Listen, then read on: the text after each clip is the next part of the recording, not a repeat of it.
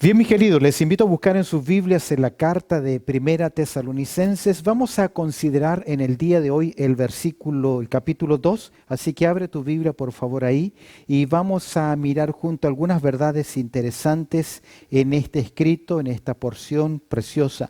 En el capítulo 1 considerábamos el ejemplo de la iglesia de Tesalónica.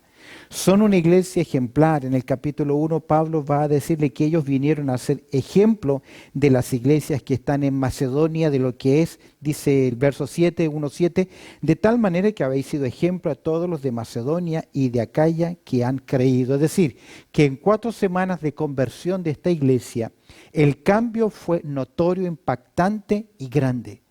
Se dice que hoy en día se practica mucho el decisionismo. Levanta la mano, ya eres salvo, repite la oración, eres salvo, pero no hay ese genuino arrepentimiento, no hay ese profundo cambio, no hay esa conversión. Las personas siguen haciendo y siendo lo mismo. La Biblia dice de modo que si alguno está en Cristo, nueva criatura es, deben producirse cambios. Ahora, vamos a ver acá en el capítulo 2 que ahora es Pablo el ejemplo. Pablo defiende su ministerio. Recuerda que Pablo tenía a los judaizantes como enemigos. Los judaizantes, que eran de origen y procedencia hebrea, estaban tan mentalizados con la tradición y costumbres de la antigua Testamento, de la antigua dispensación, que se habían constituido en enemigos declarados de aquellos que predicaban libertad en la persona de Cristo Jesús, en especial como el apóstol Pablo. A cada lugar, lo vimos en el libro de los Hechos, a cada lugar que el apóstol llegaba a predicar el evangelio, aparecían los judaizantes con el fin de desprestigiar su ministerio, confundir a los nuevos creyentes, pretendiendo hacer nuevos prosélitos, esclavos nuevamente de las tradiciones y añadiendo a la salvación obras. De hecho, Pablo, cuando corrige a los hermanos de Galacia, le dice: tan necios sois que habéis comenzado por el Espíritu y vais a terminar ¿en qué? En la carne, porque los judaizantes estaban llevando a estos nuevos creyentes a retroceder en sus prácticas, y en algunos casos enseñaban: si tú crees en Cristo, mas guardas la ley del Antiguo Testamento, aseguras tu salvación, cosa contraria a lo que es el apóstol Pablo. Ahora, en ese empeño, en esa campaña de desacreditar el mensaje y el ministerio de Pablo, los judaizantes acusaban al apóstol Pablo de motivos ocultos o engañosos. Como producto de la falsa acusación, Pablo tiene que entonces hacer defensa de su ministerio. Recuerda que Pablo tuvo que dejar a los hermanos de Tesalónica salir, envía a Timoteo, Timoteo regresa a Tesalónica, ve cómo están los hermanos, se reúne con el apóstol Pablo y Pablo, posiblemente desde Corinto, escribe esta carta. Y en este segundo capítulo, donde presenta Pablo su ministerio como ejemplo, en muchas Biblias en el capítulo 2 lleva el título Ministerio de Pablo en Tesalónica, quiero que consideremos cómo Pablo presenta su defensa a los hermanos de Tesalónica. ¿Qué vemos en primer lugar? Vemos la apologética de Pablo. Al observar el verso 1, vamos a ver cómo Pablo presenta su apologética. La apologética es una defensa. Es un escrito, es una oratoria con el propósito de argumentar o defender algo. En cierta forma, Pablo va a presentar su corazón, su testimonio en el ministerio. Y vemos acá la apologética de Pablo. Pablo, en primer lugar, va a apelar al pasado. Y él le va a decir: porque vosotros mismos sabéis.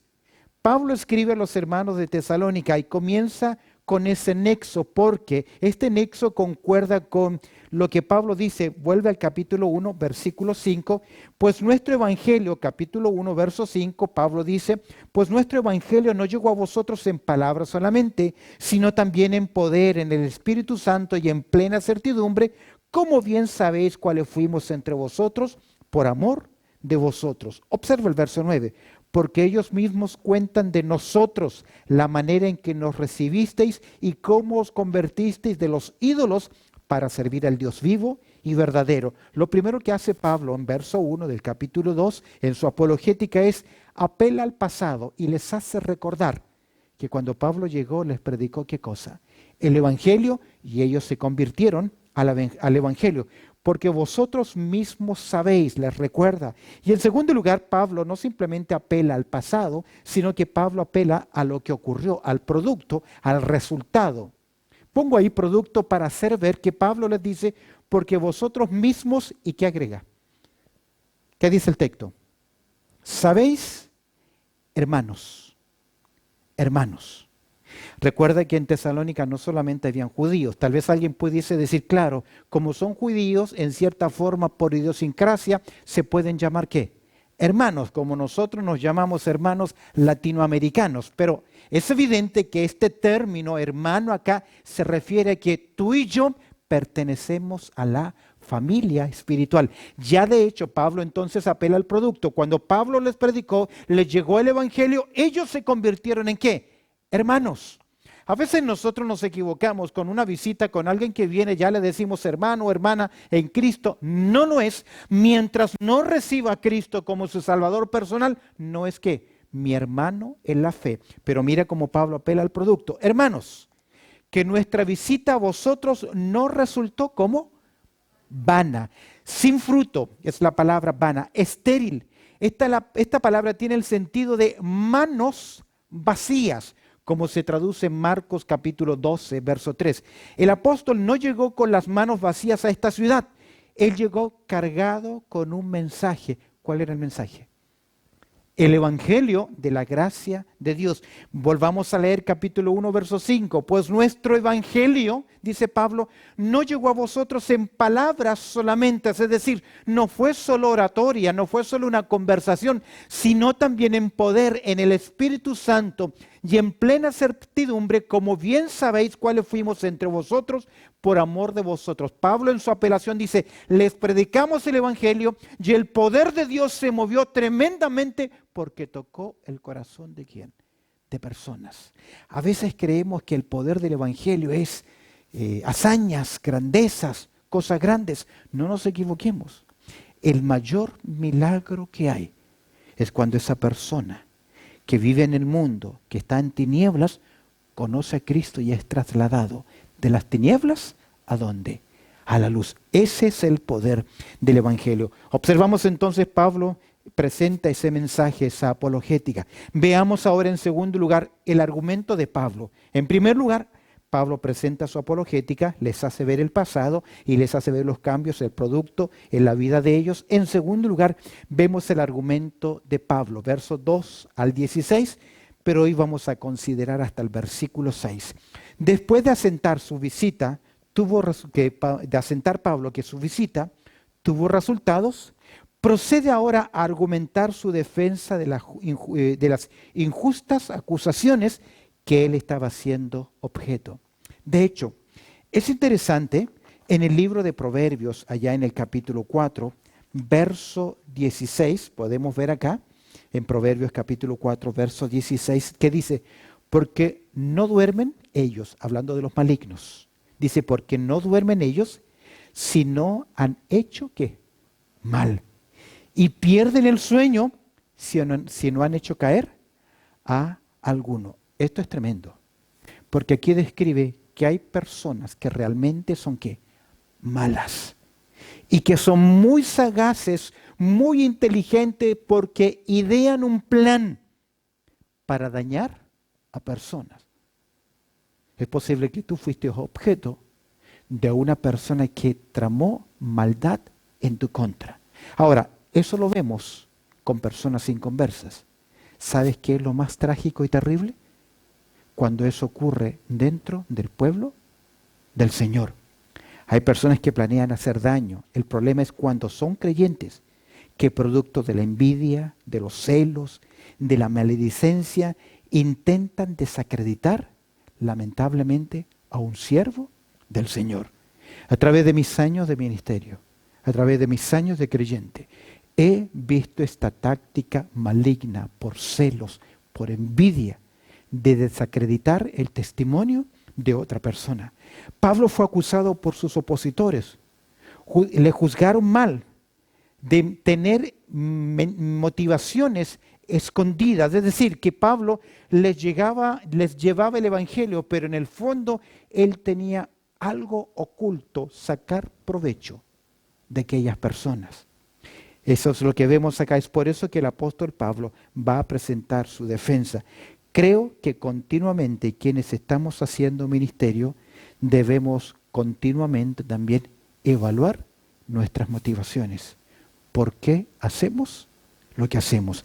En este capítulo 2, que es un capítulo ejemplar del ministerio del apóstol Pablo, vemos cómo él presenta su ministerio en conciencia primero delante de Dios.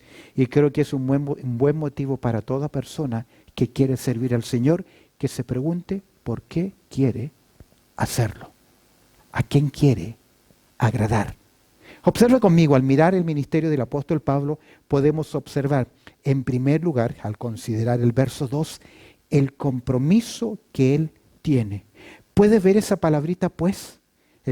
Dice el verso 2, pues habiendo antes, esa palabrita pues es un nexo que contrasta, que dice al contrario. Algunos decían algo, pero por el contrario, mira lo que dice Pablo. El compromiso de Pablo fue a pesar, en primer lugar, de los conflictos. Dice el texto, pues habiendo antes padecido y sido ultrajados, ¿dónde? En Filipo, ¿cómo sabéis? Tuvimos de nuevo en nuestro Dios para anunciaros el Evangelio de Dios en medio de, ¿qué dice el texto? Gran oposición. Puedes observar el conflicto en 3 palabras acá. ¿Cuáles son las 3 palabras? Padecimiento, ser ultrajado y finalmente, ¿qué? Oposición. 3 palabras que usa el apóstol Pablo para hablar de sus conflictos. En otras palabras, Pablo está diciendo, si fuese por beneficio, no me expondría ¿a qué? A tener padecimiento, a ser ultrajado y finalmente enfrentar oposición. Es interesante estas 3 palabritas. Este padecimiento que menciona acá significa sufrimiento físico, acontecimientos que son adversos. Ya vamos a recordar lo que Pablo sufrió en Tesalónica. Segunda palabra, he sido ultrajado. Aquí ya no es sufrimiento físico, sino que es sufrimiento moral, es degradación, es un maltrato, trato injusto. Y en tercer lugar, he enfrentado oposición. Esta palabra describe el esfuerzo que tiene que hacer el atleta para mantener la disciplina y tener el triunfo en la competencia. Observa como dice Pablo, pues habiendo padecido antes, sido ultrajado en Filipo, y agrega Pablo, ¿cómo? Sabéis. Pablo recuerda las luchas que él tuvo que enfrentar por llevar ¿qué cosa? El evangelio de la gracia del Señor. Recuerda a sus lectores lo sucedido en Filipos. ¿Qué pasó Pablo en Filipos? En Hechos capítulo 16, verso 11 al 40, a modo de resumen, podemos decir que Pablo, ¿qué hizo? ¿Qué le ocurrió a Pablo? Primero, fue acusado falsamente. Sus ropas fueron destrozadas y robadas. Fueron azotados como no como judíos, no como a judíos. Condenados sin juicio, arrojados a la prisión y sujetos ¿a qué?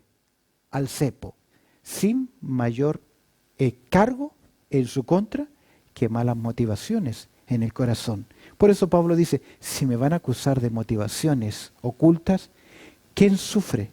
¿Quién tiene estos padecimientos?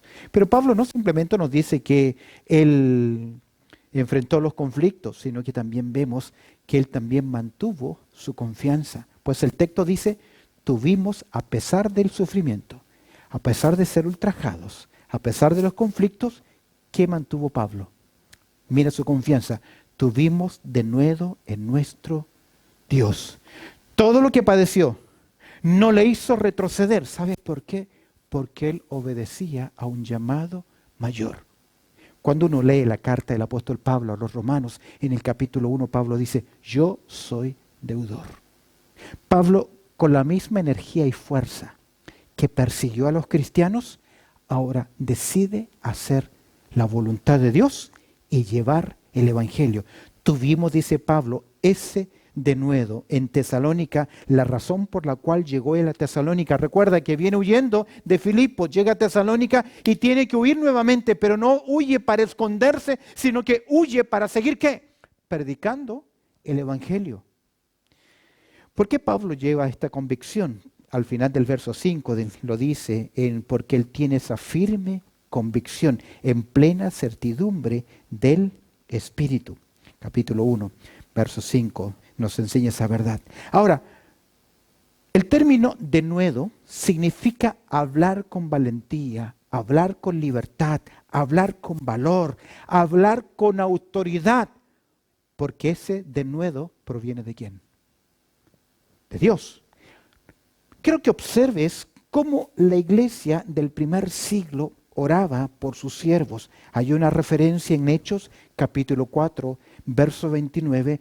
Los discípulos del Señor, los apóstoles, están siendo perseguidos y se reúne la iglesia y mira cómo ora. Está en pantalla. Hechos, capítulo 4, verso 29. ¿Cómo oraban ellos? Y ahora, Señor, mira sus amenazas, los opositores del mensaje, y concede ¿a quién?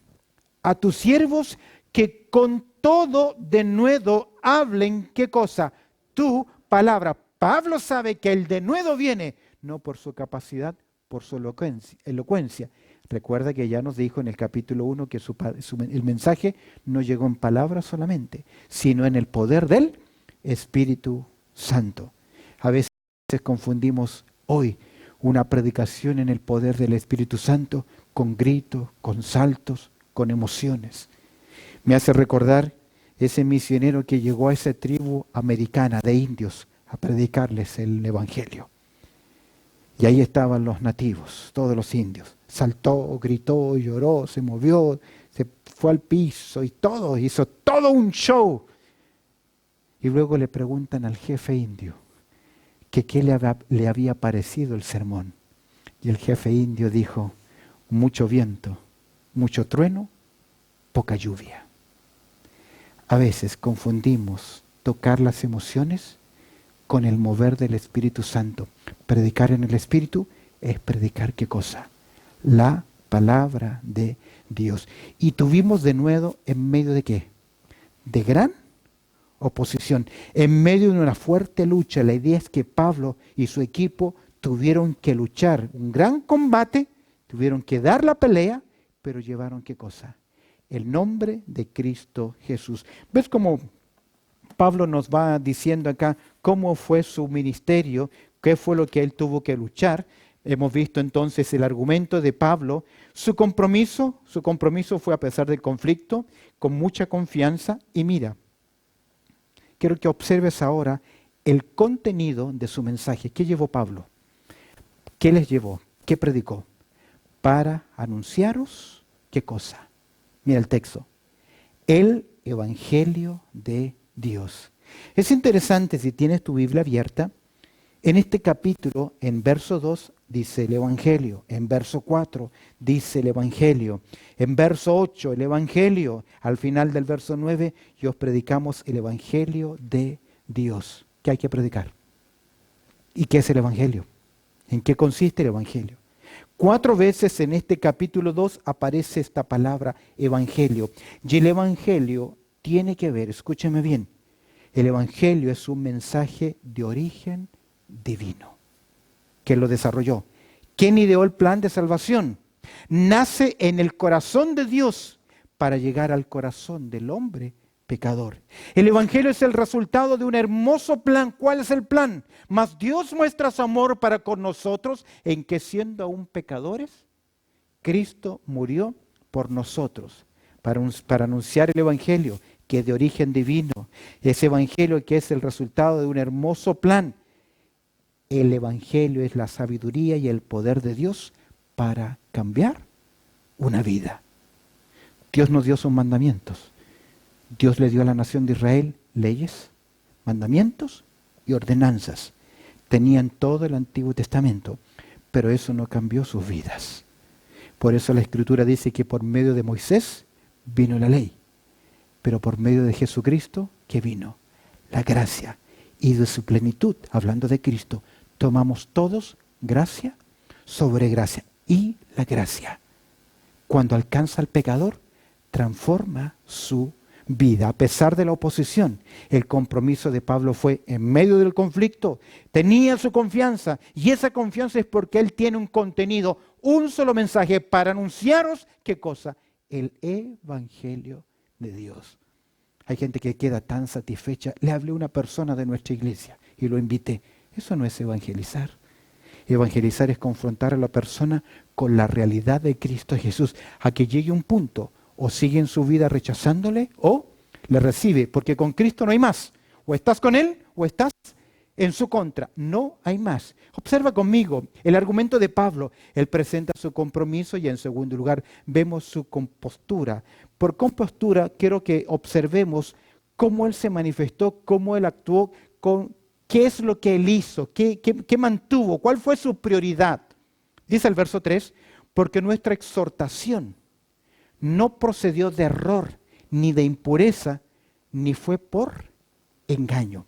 Es interesante que la palabra exhortación, paraclesis acá que se utiliza, esta palabrita tiene que ver con no solamente con reprensión, sino también con estímulo, con consuelo.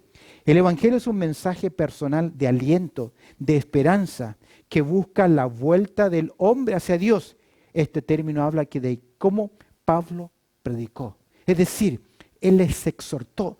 No fue como uno de mis sermones fue bajar la caña, ¿recuerda? No, él fue llevando a las personas un mensaje de esperanza. ¿Cómo predicó Pablo? Mira, verso 3 nos dice, no predicó para aparentar. No hay distorsión en su mensaje, pues Pablo dice, no procedió ¿de qué? De error. La palabra error tiene la idea de aquel que anda lejos del camino, que hierra doctrinalmente o moralmente. Pablo no era un ingenuo con lo que él había abrazado con el Evangelio. Recuerda que Pablo era un teólogo.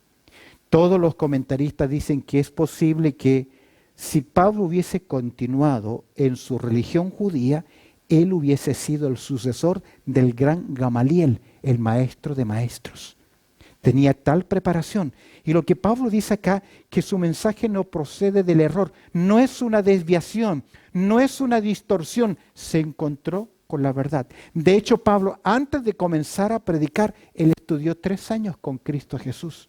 Puso en orden su mente, puso en orden toda su enseñanza para luego presentar un mensaje con contenido. Es decir, Pablo no está presentando un mensaje errático, distorsionado. En 2 Timoteo, en el capítulo 1, verso 12, Pablo dice, yo sé en quién he creído. Es decir, Pablo tenía convicción. Por el contrario, conocía personalmente el mensaje que él estaba predicando, lo hacía con convicción, porque ¿quién evangelizó a Pablo? ¿Quién le entregó un folleto? Se encontró cara a cara con nuestro Señor Jesucristo. Mira, no predica para aparentar. No hay distorsión en su mensaje. En segundo lugar, no hay deshonestidad, ya que el texto dice, ni de impureza. Puede tener la idea, como en otros pasajes, de inmoralidad o impureza sexual. Recuerda que muchas de las religiones paganas enfatizaban las orgías, la sexualidad, como culto de adoración a sus dioses. Un hombre con mucha autoridad puede demandar servicios de sus seguidores que le siguen a ciegas. ¿Cuántos líderes religiosos han sido acusados de abusar sexualmente de las personas cuando ese líder es considerado como un Dios, como un Señor? Por eso Pablo dice que el mensaje que él presentaba, en primer lugar, no hay distorsión, no procedió de error, no hay deshonestidad, ni de impureza. El mensaje de Pablo, no había variación, no había una búsqueda de beneficio personal, de ganancia, de ansias de honor o de poder. El mensaje apostólico no ocultaba las cosas impuras, las confrontaba, porque era un llamado no de los hombres. ¿De quién venía este llamado? De Dios. Y Dios es luz. Y los que tienen comunión con Dios deben andar también en luz. No hay deshonestidad. Y mira en tercer lugar, ¿qué no hay? Dice, ni fue por engaño. No había distorsión, no había deshonestidad, ni tampoco había dolo. ¿Sabes que el dolo es un engaño? En griego la palabra dolo es como carnada. Poner la carnada en el hook, como se llama, en el anzuelo, para que el pez se confunda. En finanzas, un dolo es una estafa. Es cuando usted no leyó en el contrato la letra pequeña. Ese es un dolo. Más de alguno ha sido engañado por no leer seriamente el contrato que firmó. ¿Sabes qué dice Pablo? Que cuando él llevó el mensaje no había distorsión, él predicaba la verdad. No había deshonestidad, él hablaba de no hay impureza y no hay dolo, es decir, no ni fue por engaño. Pablo afirma que no había intenciones ocultas, engañosas. ¿Recuerdas que estaban acusando a Pablo de motivaciones equívocas cuando predicaba el Evangelio? De hecho, la característica principal de los falsos maestros, ¿cuál es? Esta, dolo, engaño. Observa conmigo en el Segunda de Pedro, en el capítulo 2. Segunda de Pedro, capítulo 2, verso 3, Pedro dice así: y por avaricia harán mercadería de vosotros con palabras fingidas. Sobre los tales, ya de largo tiempo la condenación no se tarda y su perdición no se duerme. ¿Por qué? Porque ellos vendrían con falsas acusaciones. Es interesante que en Tesalonicenses, en Primera Tesalonicenses capítulo 2, verso 10, Pablo dice lo siguiente: vosotros sois testigos y Dios también. ¿De qué? Mira el ministerio de Pablo. De cuán santa, justa e irreprensiblemente nos comportamos con vosotros los creyentes. ¿Ves el argumento de Pablo?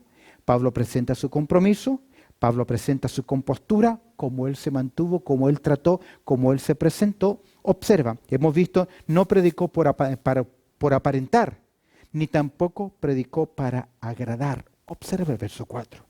De hecho, Pablo cuando escribe a Timoteo dice que en algunos tendrán comezón de oír la sana doctrina y que muchos comenzarán a predicar al gusto del consumidor. ¿Qué dice Pablo en verso 4? No predicó para agradar. Primero, es un ministerio aprobado. ¿Por qué? Sino que según fuimos aprobados, ¿por quién? Por Dios, para que se nos confiase el Evangelio. Pablo no predicó para agradar a nadie, solamente a quién, a Dios. No buscaba agradar a los hombres, sino que según fuimos aprobados, es decir, que primero pasó el examen de quién, de Dios. Parafraseando el versículo diríamos: Dios nos ha puesto a prueba para luego encargarnos un mensaje muy especial que es para Él. Dios ha puesto en nuestras manos el Evangelio, pero Pablo dice: yo tuve que pasar primero la prueba. Es un ministerio aprobado, pero aprobado por Dios. ¿Y sabes qué puso Dios en nuestras manos? El misterio del Evangelio descansa en vasos de barro. Pablo dice, no predicó por agradar. Aquí hay un ministerio aprobado, es un ministerio aprobado, pero en segundo lugar es un ministerio auténtico. Dice, así hablamos. Pablo no adornó el mensaje. No estamos para inventar mensajes o crear una nueva doctrina que agrade a todos. Estamos para ser mensajeros de la palabra de Dios. Es por eso que Pablo dice en Hechos 20:27, he anunciado todo el consejo de Dios. Es un ministerio auténtico, pero finalmente es un ministerio acendrado. ¿Qué significa esto? No como para agradar a los hombres, sino a Dios que prueba nuestros corazones. Es decir, hay valores. Acendrado significa que tiene firmeza, que tiene valores. Hay valores puros. Pablo quiere agradar a Dios. Y la motivación de Pablo no era agradar a los hombres. ¿Recuerdas Romanos capítulo 14, verso 8? Pues si vivimos, para Él vivimos. Y si morimos, para Él morimos. Sea que vivamos o que muramos, somos del Señor. En nuestras vidas no podemos descuidarnos, porque el enemigo gana terreno en nuestras vidas fácilmente. No podemos desviarnos por el sonar de las sirenas. Seguro que nos vamos a naufragar. No estamos para agradar a las masas. Oía de un predicador que decía, famoso predicador, no voy a dar su nombre, y él decía lo siguiente: una iglesia de miles yo jamás hablo de pecado, porque mi intención en mis predicaciones no es hacer sentir mal a las personas, sino hacerlas sentir bien y sacar lo mejor de ellos. Pero ¿qué dice Pablo? No hablamos por hablar, así hablamos. ¿Qué habla Pablo? El mensaje, observa, en tercer lugar, no procedió por aventajar o aprovecharse. El argumento de Pablo es su compostura. No predicó para aparentar, no predicó para agradar, ni tampoco predicó para aventajar o aprovecharse. Porque dice, nunca usamos de palabras lisonjeras. No usaron palabras lisonjeras. ¿Qué significa palabras lisonjeras? ¿Qué palabras lisonjeras? Queriendo halagar, consentir, complacer a los hombres en su pecado o en su error. Él predicó ¿qué cosa? La palabra de Dios. Ahí es como cuando decimos le guste, a quien le guste o le duela, a quien le duela. Pero no hay soberbia en el mensaje de Pablo, porque nunca usamos palabras lisonjeras y agrega Pablo, como sabéis. Pablo está abordando las acusaciones medular acá. Lo acusaban de motivaciones ocultas. Ni encubrimos ¿qué cosa? Avaricia. Es decir, Pablo no llegó con el evangelio para luego recoger la ofrenda y quedarse con ¿qué? Con el dinero de la gente. Este término describe el deseo insaciable, avaricia, deseo insaciable de alcanzar más de lo que se posee. Esta sí era, escúcheme bien, una señal de los falsos. Tengo un texto ahí para compartir con ustedes en Pedro, ¿lo tengo o no? Ok, segunda de Pedro, capítulo 2, verso 3. Y por avaricia harán mercadería de vosotros con palabras fingidas. Sobre los tales, ya de largo tiempo la condenación no se tarda y su perdición no se duerme. 14. Tienen los ojos llenos de adulterio, no se sacian de pecar, seducen las almas inconstantes, tienen el corazón habituado a la codicia y son hijos de maldición. Pero ¿sabes qué predican? Un mensaje que proviene de la Biblia, distorsionado, con malas motivaciones. Pero ¿cuál era el proceder de Pablo? Recuerda que la acusación es lo medular. Acusaban a Pablo ¿de qué? De motivaciones ocultas. Me encanta lo que Pablo dice en 2 Corintios, allá en el capítulo 4, verso 2. Mira, ¿cuál era el proceder de Pablo? ¿Cómo se conducía Pablo? ¿Cuál era su compostura? ¿Cómo él se presentaba? Dice, antes bien, renunciamos a lo oculto y vergonzoso, no andando con astucia ni adulterando la palabra de Dios, sino por la manifestación de la verdad, recomendándonos a todos, a toda conciencia humana delante de Dios. Es decir, que él tenía en su corazón, ¿qué cosa? Integridad. Integridad. Al final del versículo 5, Pablo dice, Dios es testigo, volviendo a Tesalonicenses, capítulo 2, verso 5, al final dice, al final de todo. Porque una persona puede aparentar frente a otros. ¿Pero qué? Pablo dice, yo pongo ¿a quién? A Dios como testigo. ¿Por qué como testigo? Porque finalmente, ¿quién ha de juzgar? Mira, 1 Corintios capítulo 4, verso 5 dice, así que no juzguéis nada antes de tiempo, hasta que venga el Señor, el cual aclarará también lo oculto de las tinieblas y manifestará, ¿qué cosas? Las intenciones de los corazones, y entonces cada uno recibirá su alabanza de Dios. Dios conoce lo que tú estás haciendo. La real motivación. Pablo dice, me acusan. Aquí están mis evidencias, aquí están mis hechos. Pero realmente, ¿ante quién me presento? Es ante Dios. ¿Por qué? Porque Dios es mi testigo. Terminemos con verso 6. No predicaba para qué? Alardear. ¿Ves aquí cómo Pablo se presenta? No predica para aparentar, no predica para agradar a los hombres, no predica para aventajar o aprovecharse de otros, no predica para alardear, buscar su gloria. ¿Qué dice el verso 6? Ni buscamos gloria de los hombres, ni de vosotros, ni de otros, ni de nadie. Ni de nadie. No buscaba honores personales, buscaba dar siempre la gloria a Dios. No se busca beneficio material o personal. Y mira, ¿por qué no buscaba beneficio material? Mira lo que dice Pablo. Aunque podíamos ser cargas, como que apóstoles de Cristo, ya que las Escrituras nos enseñan que el que predica el Evangelio, viva también del Evangelio. Pero Pablo no tenía esta motivación.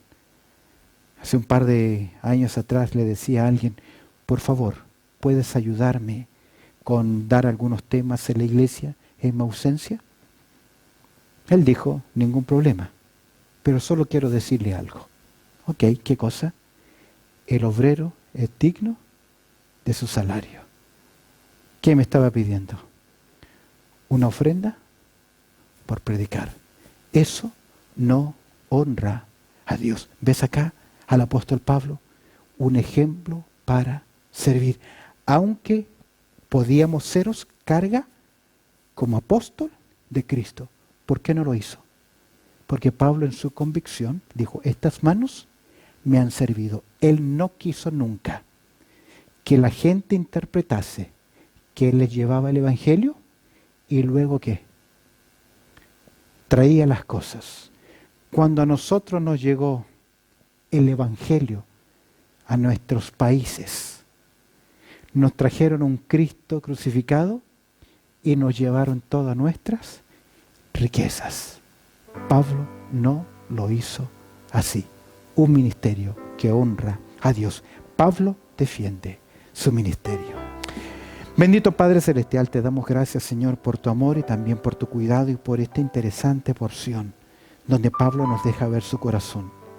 Y a pesar de que está siendo perseguido, él tiene integridad, a pesar de que está siendo acusado. No se defiende ilógicamente, sino que pone a tu persona, buen Dios, como testigo de sus acciones, porque tú le habías encomendado un mensaje, el Evangelio de la gracia de Dios, que es el mensaje que tú también has encargado en nuestras manos. Ayúdanos a ser fieles, a no buscar el honor, la gloria de los hombres, y cada vez que abramos nuestra boca podamos dar gloria a tu persona, no buscando un beneficio personal, material, sino extender el reino de Dios. Añade tu bendición a lo que hemos considerado en el día de hoy, pues oramos a través del precioso nombre de Cristo Jesús. Amén y amén.